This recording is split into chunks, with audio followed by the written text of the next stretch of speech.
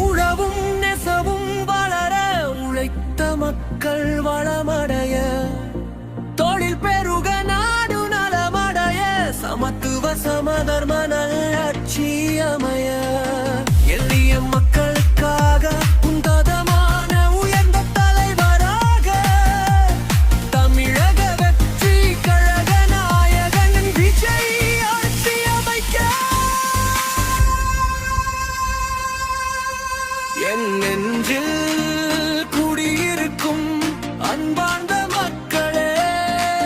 நல்ல ஆட்சி அமைக்க ஆதரிக்க வேண்டும் தமிழக